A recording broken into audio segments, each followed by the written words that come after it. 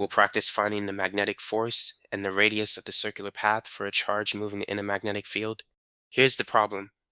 A proton moves at 2.0 times 10 to the 6th meters per second, perpendicular to a uniform magnetic field of 0.50 Tesla. The proton charge is 1.6 times 10 to the negative 19th coulombs, and its mass is 1.67 times 10 to the negative 27 kilograms. Part A, find the magnetic force on the proton. Part B, find the radius of its circular path. First, we find the magnetic force using the formula F equals qvb, because the velocity is perpendicular to the magnetic field. Plugging in the values, Q is 1.6 times 10 to the negative 19th, V is 2.0 times 10 to the 6th, and B is 0.50. This gives a magnetic force of 1.6 times 10 to the negative 13th newtons.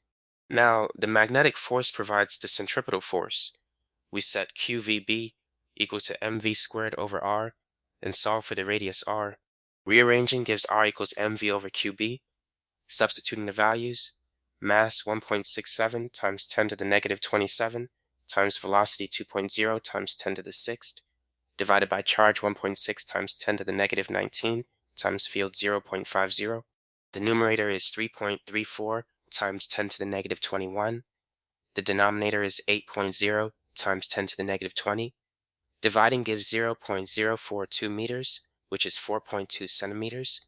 The key rule: for a charge moving perpendicular to a uniform magnetic field, the magnetic force provides the centripetal force, leading to circular motion with radius r equals mv over qb.